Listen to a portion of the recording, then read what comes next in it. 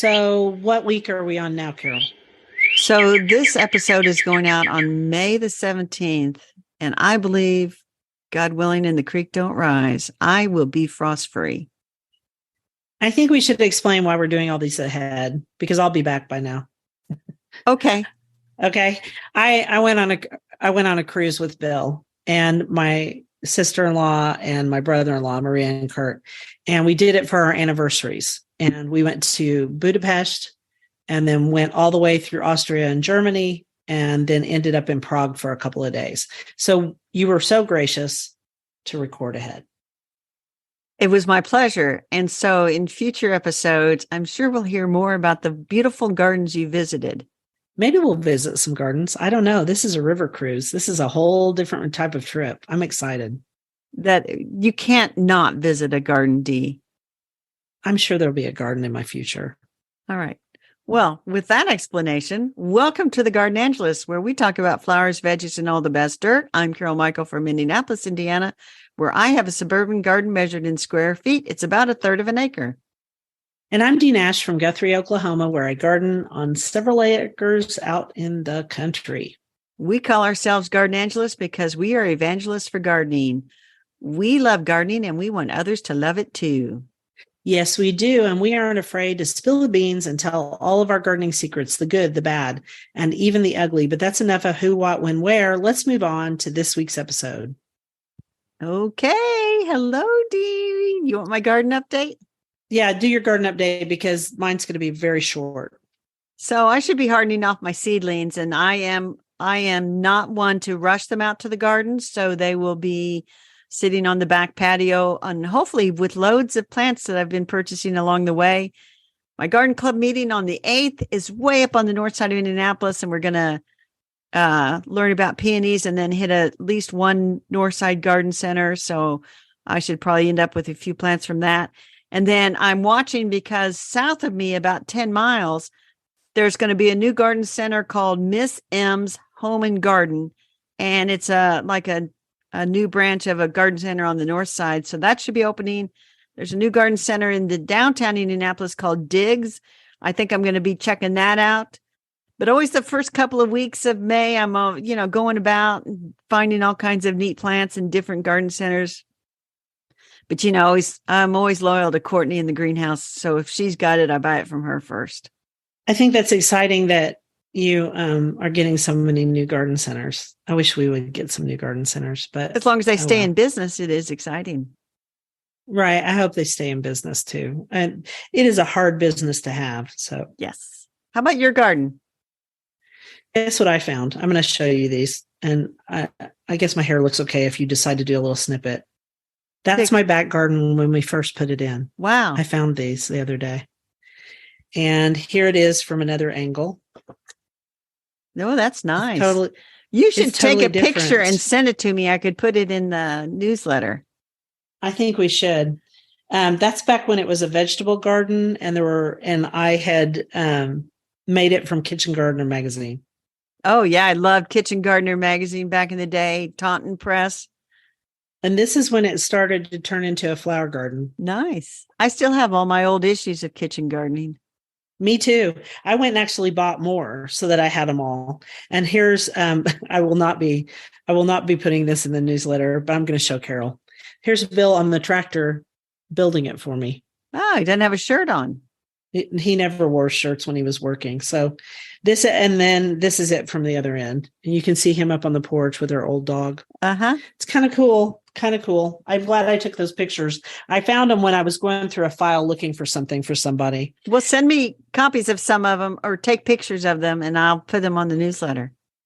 Okay, that sounds fun. The garden grew way from there. That was my second garden. My very first garden was where the potager is now, but that was a long time ago. And I think they're dated on the back. So that's kind of cool too. Other than that, I'm emptying the greenhouse still, I assume, when I get back. Hopefully it's already emptied before I leave on this trip. And hopefully I'll come back and do some more garden coaching because I'll have 2 weeks off where I'm not doing them.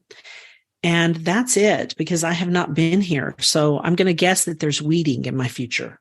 Probably lots of it. Let me do a quote. However big or small your garden is, if you allow nature to touch your spirit, gardening will bring returns of peace, satisfaction, and well-being for as long as you continue to wander the garden path. Norman Hansen, and I did not look him up. Well, that's just a nice quote. He has to be a nice guy, right? He does. Which you know what? I think I did look him up, and there were two. There was an actor, and then there was somebody else. And I thought, I don't know which one it is. But anyway, we're going to call this episode "Honey, I Shrunk the Garden," because we're going to talk. I wish I could shrink mine. Well, I was going to talk about fairy gardens, but actually, my sister had a day off from work, and she texted me and she said, "Can you come check out and see what we need to plant at my condo?" Which means, what plants are you going to go buy, Carol, and bring to my condo, and I will pay you for them, and you will plant them, which is fine. So. I'm sorry. I just think that is so funny. Oh, but it is. But anyway, I do need to find smaller perennials because she's got this little, it's all of 18-inch planting area between the sidewalk and the building. And we've put little perennials there before, and we've put some that were just a little bit too big. We've put bulbs in there, but I need smaller ones. So I started down this rabbit hole of looking for little perennials. And if you look for things like dwarf, mini, pixie, petite. So there's a Agastache called Little Adder, which grows up to 18 inches tall. That is tiny. So yeah, for an Agastache. Now we tried the big one there, and she said it's too big and it got all floppy over on her. So she didn't like it to be big. She wants it to be nice and neat. And they also don't like high fertility. So keep that in mind with it too. It's not going to get high fertility in this area. Okay. Sometimes people plant those and then they give them too much nitrogen and they also flop. Oh, and I've grown Monard, the next one, Monarda Petite Delight. What do you think? Tiny. It's a good one. It's tiny. I have a dwarf Monarda in my flower garden. I thought, I'll have to take a look, and maybe it's one that I could dig it up, divide it, and take some plants over there, because it's actually doesn't get more than about a foot tall. Okay. Sounds good. I've got two others that I've thought of while you've been talking. Tell me about them. Hear them yet? Yes, okay. Before you forget. Petite Knockout Rose. Yes. Is very petite. It only gets this big. Now you're doing that again, tiny. Where our listeners don't know what this big is. I'm sorry, 18 inches. Mine never got above 18 inches. They were kind of adorable. They would be great at the front of a border that is small, like an apartment or a condo. And then the other one is a hydrangea, and I think it's called Fairy Tale Bride. And it's a little short hydrangea that's about 18 inches tall, and it grows in kind of a leaping fashion. It's a really, really pretty little plant. They can't be too wide. It doesn't get wide. I've had it for 2 years. It's just sitting in that little spot being itself. There you go. But it's cute. I don't get a lot of petite plants because I have a giant garden. So, hybridizers don't send them. Oh, I thought of another one. Tough Stuff hydrangea. Now that I think there's Tough Stuff too. And those are hydrangea serratas. Yeah. And so mountain hydrangeas. I'm going to look up Fairy Tale Bride while you talk about So I found a coneflower called Tweety, which has yellow flowers, and it's only supposed to grow 8 inches tall. I thought, well, that might be pretty nice. Did I mention this area gets pretty much full sun most of the time? It's the south side and the west side. So these are pretty sunny, hot spots. So the hydrangea won't work there. But it might work for somebody else. It's actually been made in order to grow in a pot, although mine's at the front of a border. And I'm looking to see how big and wide it gets. Oh yeah, it's too big. It's going to get 4 feet by 4 feet according to this, but I'm looking at it on Proven Winners Direct's website, and that is not 4 feet by 4 feet in that pot. I would say, and it's not new. It's one that's been in there for a while. I'd say 2 by 2, which is pretty small for a hydrangea. And it's cascading. So it cascades. It's very pretty. All right. But yes, Tweety sounds very small. I would not know how to find it in my garden. Would get lost in one of my perennial beds unless you put it in the front. And then there's a snow-capped Shasta daisy I found at American Meadows, tops out at 18 inches. Thought that'd be pretty. That would be pretty. There you go. Some of the GMs, some of the small GMs would be pretty too. Some of the small GMs, and I was thinking, my Millennium Allium. Oh, the alliums, yeah. They don't get very big. I thought I should take some of those over there to plant. Those would be pretty good. She has some liriope that was on the one side, and it's kind of. I hate liriope, but it grows too much here. It's bad here. This is the variegated. Yeah, and the variegated isn't as aggressive, although it's in Oklahoma, people, it's still really aggressive. You'll be digging it out later. In fact, one of my clients that I saw last weekend for garden coaching, she has variegated liriope. She has, get this, she has, I'm not picking on her, I promise. She has variegated liriope and she has ditch daylilies, which have rhizotomous stems too. And she was like, I can't, these lilies are taking over. And I said, they'll do that. So eek Indeed.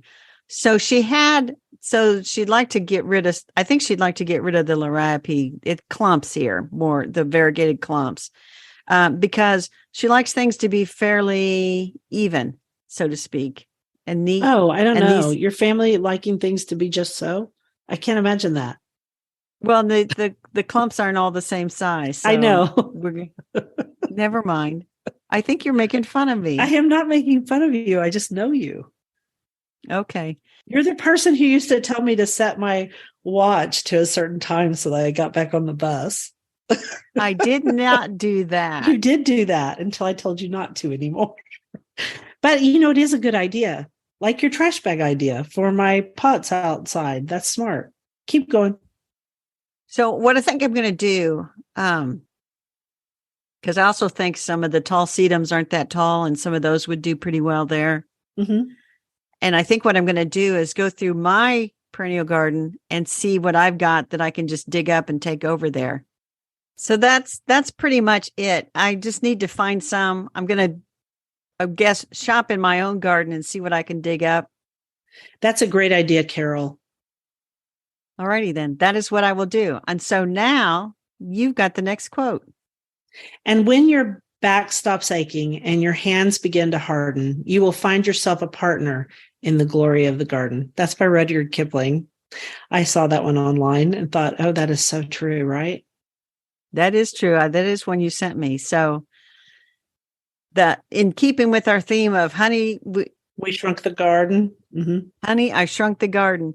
We'll talk about this. The other trend that's big is these smaller varieties of vegetables. And we talked about this some last year. Mm-hmm. And I tried to talk my sister into growing some more vegetables, but she's filled her little patio up with all kinds of nice furniture. And so she doesn't really have room. And the one spot where there could be a plant, it's kind of out of the way. And so she wants to put a fake plant there. Oh, no, not a fake plant. No. She's trying to find one that will live outside. She wants something decorative in that corner. Okay. Maybe I'll suggest she get a little statue of some kind instead of a fake plant. That'd be better than a fake plant. But in the meantime, when people think about these little miniature patio gardens, they always think about little tiny peppers and tomatoes. That's what people think of when they plant out there. But we shall broaden their horizons. Did you know that there's a dwarf okra? I knew there were short okras because I've grown some of them. Yes, I did know that. I was trying to look up this tomato from online just for one tomato because it's heart-shaped. But yes, I know, but I didn't know about baby Bubba though. Baby Bubba. Well, this is the point of this is that every vegetable seems to have a miniature variety. Right. But miniature is relative. So yeah, okra can grow like 4 to 6 feet tall. Easily. So when they have one that tops out at 3 feet, they're like, oh, that's good for a patio garden. Yeah. It's still a 3 foot tall plant. Yeah. I mean, it's not huge, but it's still, it's still pretty big. What I have noticed about dwarf varieties of okra and what I've noticed about all the small varieties, they don't produce a lot of whatever. No. So they are on more deck sweet corn. Right. That's not going to give you no, it's not going to give you a lot of fruit. But you know what? The people who are growing these usually have like a balcony or a deck that they're growing on, and they're growing in pots, and they just want to They just want to grow something. So it's not like you're going to be canning vegetables or freezing them, but who really needs to do that anyway, unless you want to. I have a friend who makes really good salsa and shares it with me. But most of us just want fresh vegetables to eat, but maybe not. Some of us just don't have the room for big things.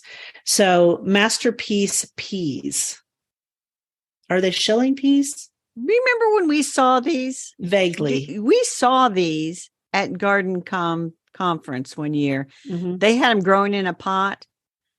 And it's almost like lace. There are so many tendrils on these things. Oh, that's like that other one I grow that's just got so many tendrils. It's beautiful. So many tendrils. But the peas are edible like in every stage. Although I'm not big on snap peas. But this is a kind of snap pea. But you can shell it out, I think. But this is one that a couple of years ago, I sort of started some in the center of all my little pots of violas. And then it kind of grows up and just adds a little variety. It's pretty. And people eat pea shoots. So they're really trendy. Yes, they do. They're trendy on top of salads. I was going to say about the sweet potted peas, since you don't like them very much. You know how I like them?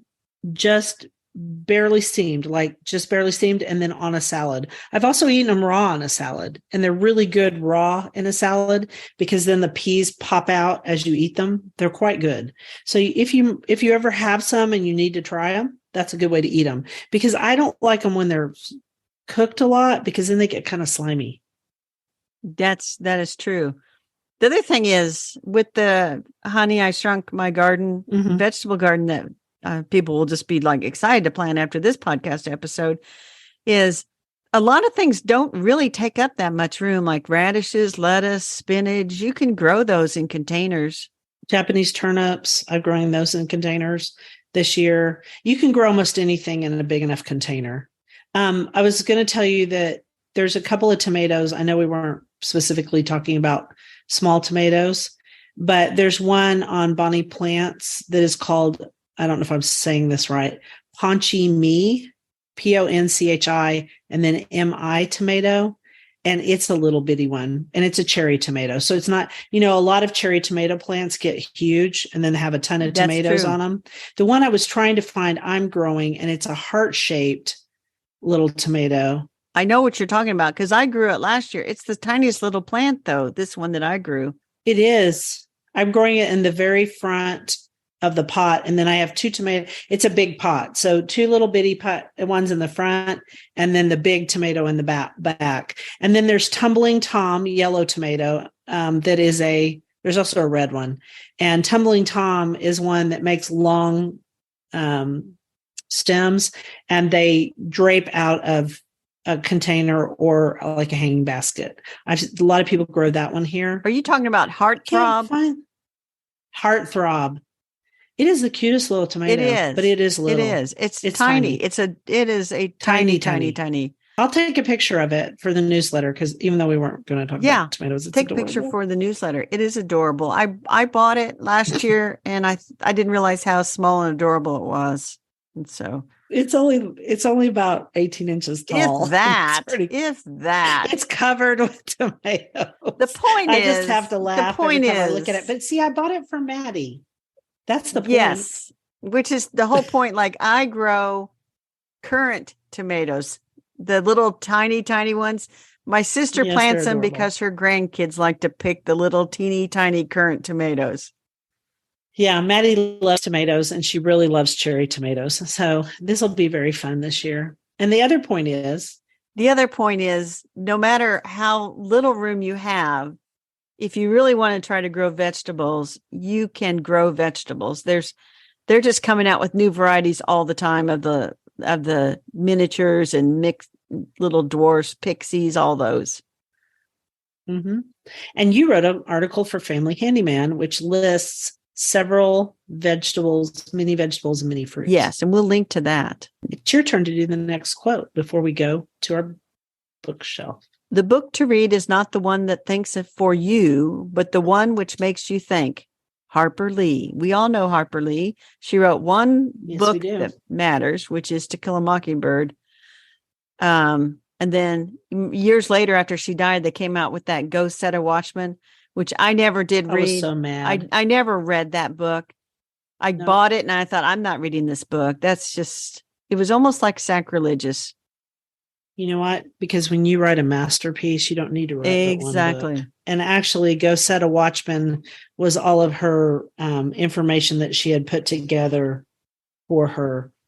Like when you're working on a book and you have all that information, and then they went ahead and published it. That's all we got to say about that. On our bookshelf this week is The Color of Roses, a curated spectrum of 300 blooms by Danielle Dahl Army on. Okay, so this book was sent to me by Penguin of Random House, and she is with her husband.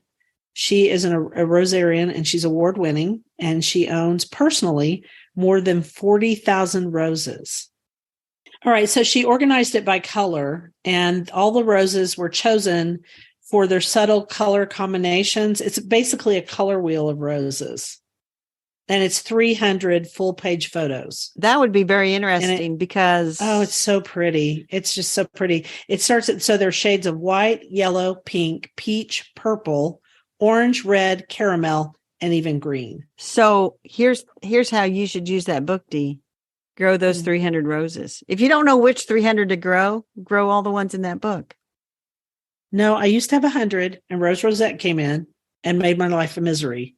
I need to go count my roses. I have quite a few now, but not that many, and I will never have that many again.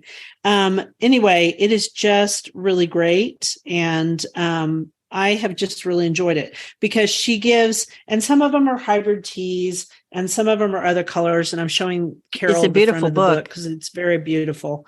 And she tells you stats for each one. And so they go from shade to shade. So here's how I think you should use this book. I think if you are trying to develop a rose garden and you're trying to find a certain color, like say you wanted a yellow shrub rose instead of Carol who wants a yellow climber, you might look up and you might see Roald Dahl. There's a rose for Roald Dahl. And I actually grow that rose. And I just turned to it by accident. It's a great rose. It's very disease resistant. It has lovely full petals. The photographs are splendid. And I was going to look to see.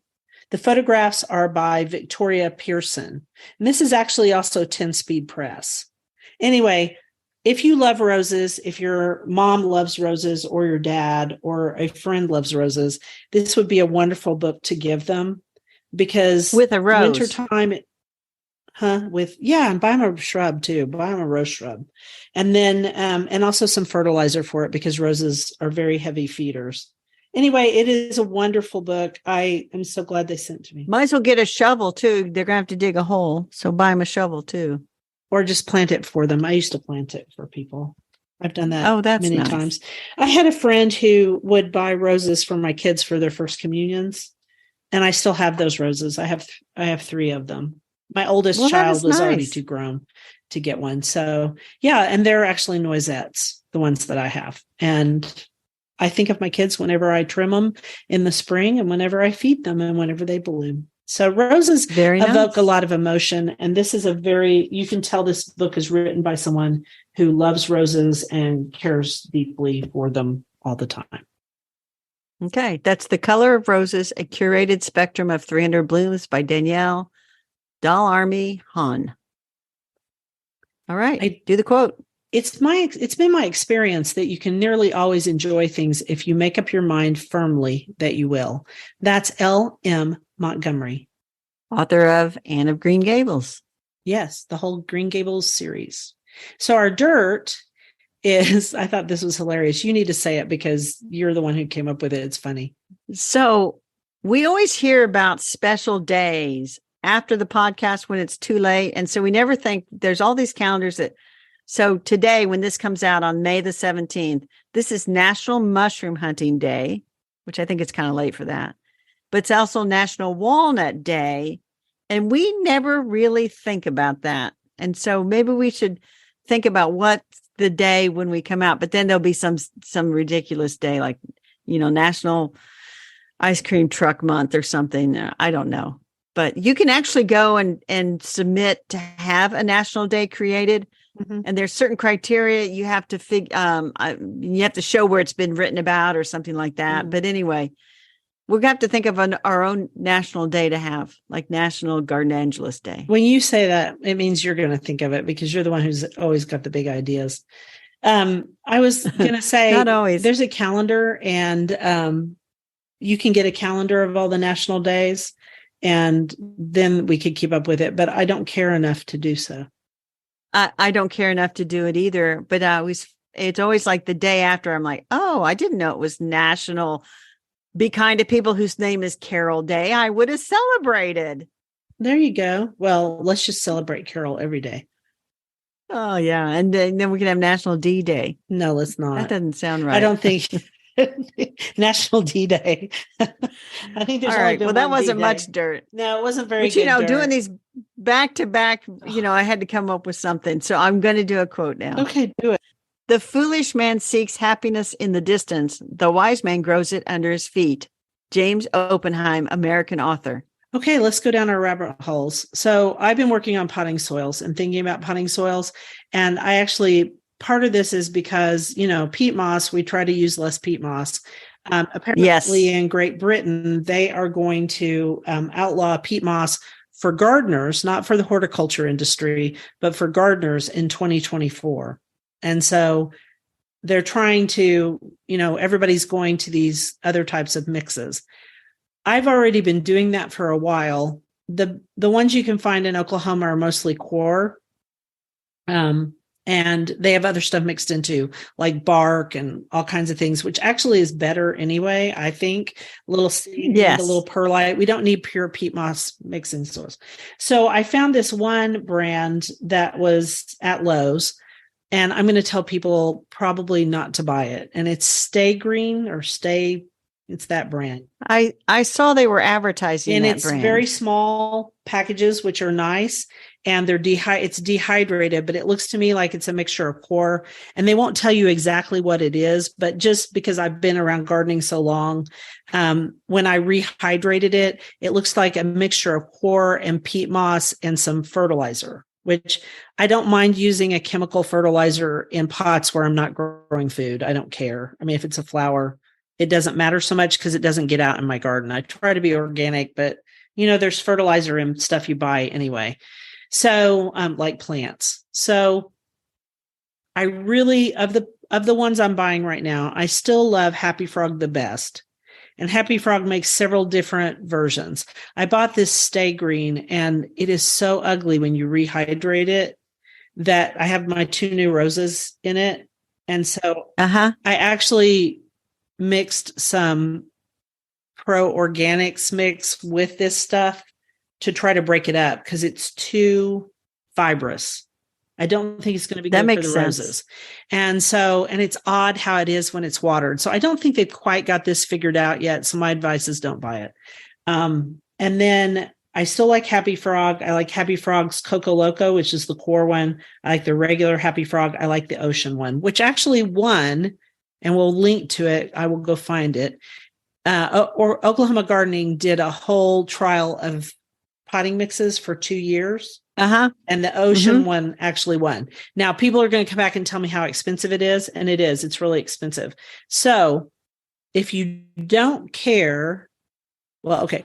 So organic mixes cost a little bit more, and those are organic. And then, but there's Miracle Grow Pro Organics, which is really good. I don't like Miracle Grow, but I like their Pro Organics. It comes in a black bag. And then the other thing is, Black and Gold, isn't it Black and Gold? Yeah, Black and Gold potting soil. So. They have both an organic mix and they have a regular mix, but they are still heavily into peat. So that's my rabbit hole. I've been looking a lot at potting mixes because I had to replace all of my pots, and I spread all that potting mix in my gardens to not waste it. And that was a big part of the Gardener's World episode, was don't waste your potting mix. When you're done with it, put it in your garden or your compost pile or somewhere. Well, and then also, and this would be the Gardener's World that aired on the last weekend of April. Right. So I think it was episode number 7. They talked about how they're getting rid of peat in the retail product. Right. And 2 things that they said that really stuck out to me because I planted my tomato seeds in some sort of potting mix that was peat free. Is number one, it doesn't need to be as watered as much. It retains water better. Really does. Yeah. And number two, they said you'll get little mushroom fungi growing up on the soil. And I had these little mushrooms growing up amongst my tomatoes. And I thought, But actually, fungi and plants, there's quite the symbiotic relationship. So I wasn't worried about it. I just kind of scooted them off and, pinched them off and threw them away. And that's what they said to do on the episode is just throw away the mushrooms or put them in your compost pile. And the fungi that's in the soil is a good thing. And one thing I show clients when I go to their house, if they use wood mulch on their gardens on top of them, I always peel some of it back and I show them where the mycorrhizae and fungi are underneath the wood mulch. And they are always like, ew. They do it every time, right? And then I say, but it's good. It's good. It is very good. So it's really good that we are moving away from peat, even though it's not easy to do, because it is probably better for the plants and it's better for the environment. Yes. Peat bogs are really important to the environment because they sequester carbon and other things. I visited the peat bogs when I went to Quebec City with Garden Common. It's a big business. It's a huge business. They don't want to lose that business. And I get it. I don't think they're going to lose it for a while because the horticulture industry is still going to use it. Although I have noticed this year, especially in some of the plants I bought at the garden center, that these were core mixes. I could tell. You can tell the fiber's different. So anyway, that was a huge rabbit hole. And I will link to that Gardening Oklahoma episode. I'll go look for it after we record. All right. Well, my rabbit hole is completely different than yours. Cool. So once again, I read a blog post by somebody who has a blog called Stuck in a Book, and he writes about older books. It's very interesting. But he did, as he called it, an unnecessary ranking of the books of Elizabeth von Arnim, who wrote Elizabeth and her German Garden. Yeah, her German Garden. Yeah. From 1898. He ranked that 14th on the list of books she wrote that he knew of. He also ranked The Enchanted April, which is a book she wrote that I actually listened to last spring, it wasn't recorded in 1922. It was written in 1922. I listened to it in 2022 for its 100th anniversary, I guess. Yeah. Ranked that third. And then he ranked a book she wrote called Christopher and Columbus, written in 1919 as number one. So that one was free on Amazon. So I clickety-click and got that. And it's about these twin sisters that go to America because of the war or something, the First World War. And they ended up meeting with somebody that was making a teapot that doesn't drip. And then they open up a tea room or something in the United States. So anyway. Cool. I'm going to read that next. So that's my rabbit hole. I'll leave a link to that blog post and interesting comments from people who agree or disagree with his ranking of her books. And one could make a whole summer out of reading her books. I don't know that I will do that, but it is quite the rabbit hole. That is cool. I love that book, The German Garden. And I've also read this Enchanted April or The Enchanted April. I read it a long time ago. It's good. Yeah. So anyway, I don't know if I'll read more of her books this summer, but I'm going to start off with Christopher and Columbus. Very cool. So what are you going to do in the garden this week? So I think, this week could be the week of the 17th of May, smack dab in the middle. I'll be doing a lot of weeding, probably going to be planting some because we'll be frost free. I do want to get the beds edged in the backyard. I didn't do that last fall like I wanted to. So I'm going to see if I can get some of that going. Of course, I'll be mowing and stuff and still making the rounds of garden centers, probably looking for this, that, and the other. Hopefully by this point, I will have those roses that I want. Oh, I hope so. That is it. That'll be really pretty. How about you? I'll be just back in town because I get back on I think I get back on the 15th at midnight. Here's what I hope I've done. I'm going to do it this way because people might still need to do this in their garden. I hope that before I left, I set up the drip irrigation for the tomato and the pepper pots because it burned up along with the pots, which is what got me started down the potting soil rabbit hole. And then I'm going to check. I hope well, I know I did this. I checked all my drip irrigation on my other pots because I have all of my pots on, well, not all of my pots on drip, but most of them.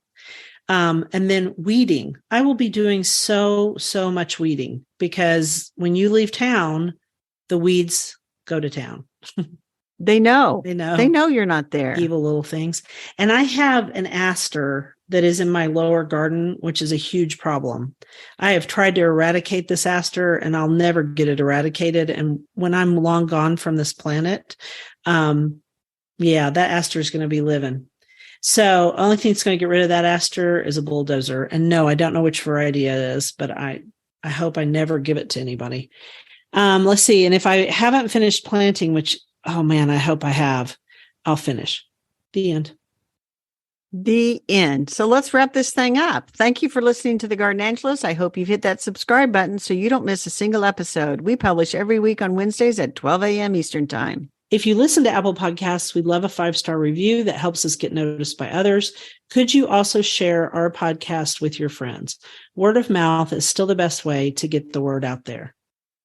And be sure and check out our show notes for links for more information about today's topics, plus links to our own websites. And subscribe to our Substack newsletter, The Gardenangelists at Substack.com, also linked to in our show notes. That's an easy way to get the podcast early. And if you want to help support us, use those affiliate links. If you buy something after clicking through on them, we're in a small commission and it costs you nothing. Or you can set up a monthly subscription through Buzzsprout or make a one-time donation through PayPal. It was lovely to chat with all of you over the Garden Gate this week. Bye until next time. Bye, everybody.